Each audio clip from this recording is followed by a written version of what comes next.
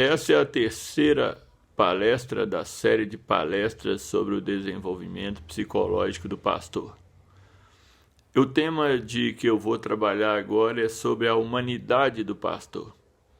O pastor, a pessoa depois que ela se torna pastor, e o crente, muitas vezes as pessoas acham que o crente é um ser diferenciado, num certo sentido, como se ele tivesse deixado de ser gente. Por isso que eu falo que o crente é gente, o pastor é gente, todo mundo é gente. E principalmente para os membros de igreja que possam ter a oportunidade de ver esse vídeo, entender que o pastor não é o super-homem.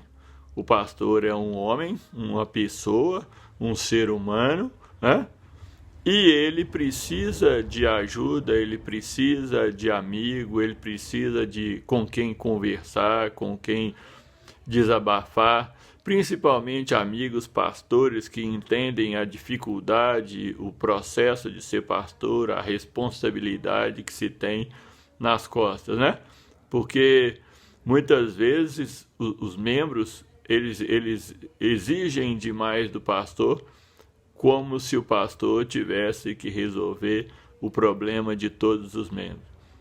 Eu falo que a igreja também é uma família como aquelas famílias anteriores, aquelas famílias que tinham muitos membros, 8, 10, 12 filhos. O que acontecia?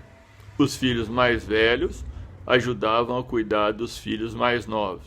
A igreja, para mim, é uma família desse jeito. Os filhos, os crentes mais maduros, e não só em termos de tempo de igreja, mas de maturidade espiritual e psicológica, vão ajudar a cuidar dos crentes mais novos, ensinando eles no caminho. Posteriormente eu vou falar também sobre os crentes maduros e os membros maduros e os membros mais imaturos. Mas o pastor é gente. O pastor precisa de apoio, ele precisa de amigo, ele tem as mesmas necessidades. O pastor não é um super-homem. Ele vai ser sempre um homem de Deus que tem que buscar estar sempre cheio do Espírito, porque o grande segredo do pastor não é só a inteligência dele, ele pode ter uma formação profissional, ser um sujeito muito inteligente. Todas essas qualidades são muito boas, são utilizadas por Deus, mas a grande questão do pastor é ser cheio do Espírito. Mas ele também tem lutas, ele também tem dificuldade, ele também tem sentimento, ele também muitas vezes é maltratado pelas pessoas, ele também precisa de ajuda. Não veja o pastor como um super-homem, veja o pastor como um homem. E o próprio pastor, que eu espero que esteja vendo esse vídeo, não precisa ser super-homem. Você sabe que pastores vão buscar ajudas em terapia? Pastores buscam. E muitas vezes, hoje em dia, com a situação que se vê, infelizmente tem muitos pastores deprimidos, tem muitos pastores ansiosos, tem muitos pastores que precisam de ajuda. Eles também têm uma história de vida, A situação não é fácil para todo mundo. Mas eu quero que o pastor entenda a humanidade dele. Não tem nada de errado você procurar uma ajuda psicológica ou psiquiátrica, procurar amigos para conversar. Da mesma forma que um pastor pode ir no dentista ou pode ir no médico e ele precisa de ir. Claro que Deus pode curar. E quanto à questão da cura, eu sempre falo que existem duas formas de cura.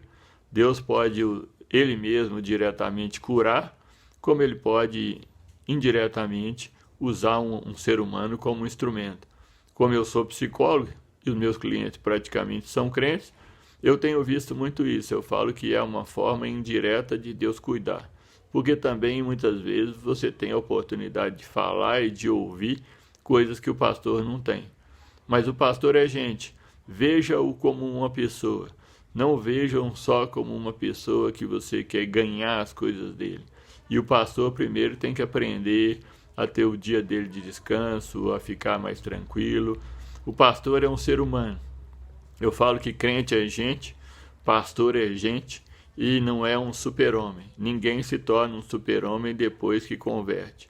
Não existe isso. A gente recebe o Espírito Santo dentro de nós, o Espírito Santo trabalha dentro de nós, mas nós continuamos sendo humanos, né?